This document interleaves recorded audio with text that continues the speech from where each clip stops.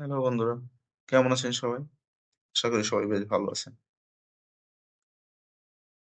তো আমরা দেখছি ইনসার্ট মেনু থেকে ইনসার্ট ট্যাব থেকে টেবিল সেকশন। টেবিল সেকশনটা কিভাবে কাজ করে? তো টেবিলে আমরা অনেক টেবিলে ক্লিক করার সঙ্গে আমরা ডিজাইন দেখতে পাচ্ছি এবং লেআউট দেখতে পাচ্ছি। তো ডিজাইন এবং লেআউটের অধিকাংশ কাজই আমরা দেখছি। আপনি যদি না দেখে থাকেন তবে অবশ্যই আমাদের পূর্ববর্তী ভিডিও যেগুলো আছে সেগুলো দেখে আসবেন। তো এখন আমরা দেখব যে অটোফিট কিভাবে কাজ করে। আমি মেবি গত ভিডিওতে এই অটোফিট অপশনটা মিস করে গেছিলাম। জাস্ট অটোফিটটা কিভাবে কাজ করে আমরা এখন দেখি। আমরা টেবিলের ভিতরে একটা ক্লিক করলাম। করার সঙ্গে আমাদের ২ টা ট্যাব তৈরি হলো। একটা হচ্ছে ডিজাইন, একটা হচ্ছে লেআউট। তো অটোফিট আ এখানে যে ক্লিক করলাম, অটোফিট কনটেন্ট। আমাদের যে কনটেন্ট গুলো আছে সেটা যতটুকু জায়গা নিয়ে তৈরি হয়েছে, জাস্ট সেইটুকু জায়গা নিয়ে একটা টেবিল তৈরি হবে। জাস্ট আমি এটা এপ্লাই করে দেখি অটোফিট কনটেন্টটা দিলেই আমাদের যতটুকু জায়গা প্রয়োজন জাস্ট সে ততটুকু জায়গা নিয়ে একটা টেবিল তৈরি হলো। তো আপনি যদি চান আপনার টেবিলটা পুরো উইন্ডো জুড়ে থাকবে। পূর্ববর্তী অবস্থায় যেমন ছিল অটোফিট উইথ কনটেন্ট আ বাদ দিয়ে উইন্ডো দিবেন। আপনাদের পুরা টেবিলটা উইন্ডো জুড়েই থাকবে। তো আমরা টেবিলের হাইট উইডথ টা বাড়াতে পারি। আমি নিচের একটা সেলে ক্লিক করলাম, করে আমি চাচ্ছি যে এই সেলটার হাইটটা একটু বাড়ুক। ওকে? তো আপনারা দেখতে পাচ্ছেন যে আমার কিছু লেখা এলোমেলো অবস্থায় আছে। তো এগুলো দেখি। তো এইটার হাইট, এই কলামের হাইট, এই কলামের হাইট এবং এটার হাইট কিন্তু আমাদের এক নয়। তাই না? এটার হাইট। তো আমরা চাচ্ছি সবগুলো কলামের হাইটটা একই রকম থাক। তো আমাদের কি করতে হবে তখন? জাস্ট কলম, আপনি রোটা যদি চান তাহলে রোতে ক্লিক করবেন।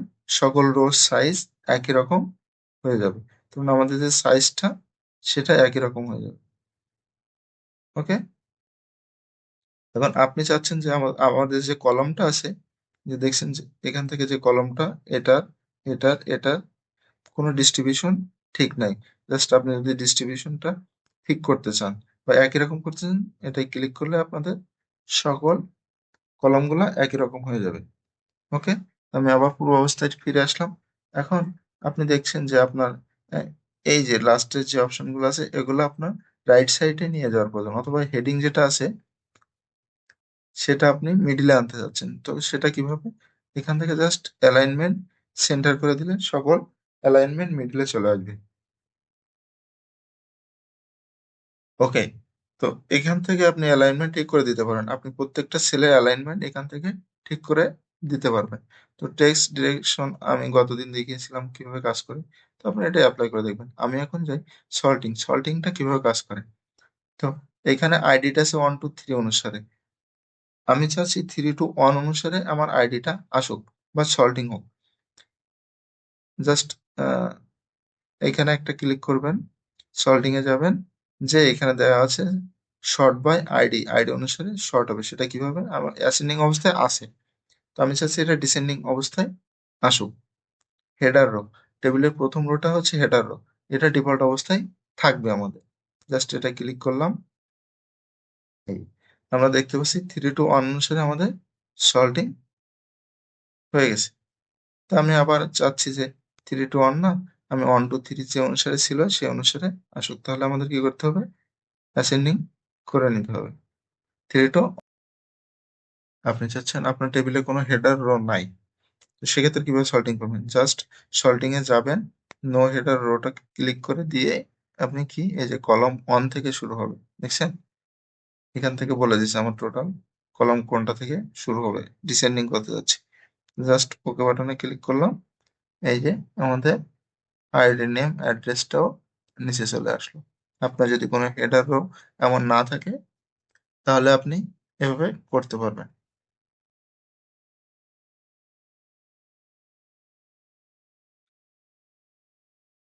ওকে। তো এখন আমরা দেখি ফর্মুলাটা। আচ্ছা, তার আগে দেখি আমরা সল্টিংটা তো দেখলাম। Repeat header row. Repeat header রোটা কিভাবে কাজ করে? যখন আপনার টেবিল ২-৩ পেজে থাকবে, আমি ধরে নিলাম আমার টেবিলটা আছে ৩ পেজ, ২ পেজ। জাস্ট এখান থেকে আমি এটা কপি করে নিয়ে নিচে পেস্ট করে দিলাম। ওকে, দেওয়ার পরে আমাদের যে হেডার রোটা আমি চাচ্ছি এইখানেও আমার ID, name, address, phone number এবং টোটালটা চলে আসুক। তো সেক্ষেত্রে আমাদের কি করতে হবে, জাস্ট এইখানে একটা ক্লিক করবেন, করার পরে দেখবেন যে এই অপশনটা আপনার এনাবল হয়ে আছে। রিপিট হেডার রো, এখানে জাস্ট একটা ক্লিক করবেন, দেখবেন যে আপনার প্রত্যেকটা পেজের প্রত্যেকটা টেবিলের প্রথম রোটা আপনার যে লেখাটা আছে সেটা চলে আসবে। ওকে, তো এখন আমরা দেখি কনভার্ট টু টেক্সট কিভাবে কাজ করে। অবশ্যই আমরা দেখছিলাম হোম ট্যাব মেনু থেকে। তো আপনি যদি এটা দেখতে চান তাহলে অবশ্যই আমাদের পূর্ববর্তী ভিডিও হোম ট্যাব মেনু যেটা আছে সেটা ফলো করে দেখে আসতে পারেন।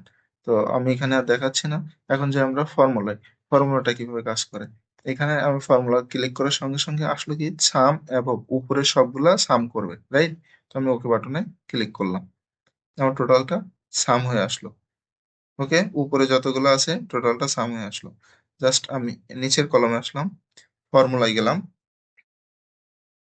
আমি এই 4টা কলমের এভারেজটা বের করতে যাচ্ছি। জাস্ট আমি এখান থেকে টোটালটা মুছে সমান চিহ্ন দিলাম, নিচে ক্লিক করে আপনি এভারেজটা সিলেক্ট করে দিবেন, দিয়ে কি লিখবেন অ্যাবভ, উপরের সবগুলার আপনি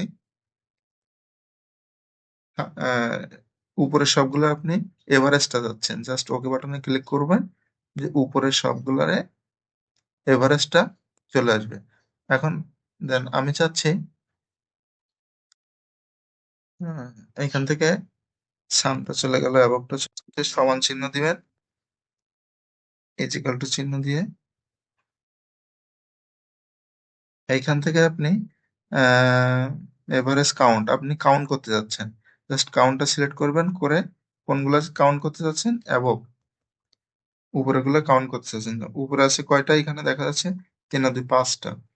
তো ওকে ক্লিক করলাম, আমাদের কাউন্টটা চলে আসলো। তো ফর্মুলা এখানে অনেকগুলো ফর্মুলা দেওয়া আছে, আপনারা সেগুলা ট্রাই করে দেখবেন। আশা করি ভিডিওটা আপনাদের উপকারে আসবে। ভিডিওটা আপনাদের উপকারে আসলে অবশ্যই লাইক, কমেন্ট, শেয়ার করবেন, যেন আমি আরো ভালো ভিডিও বানাতে পারি।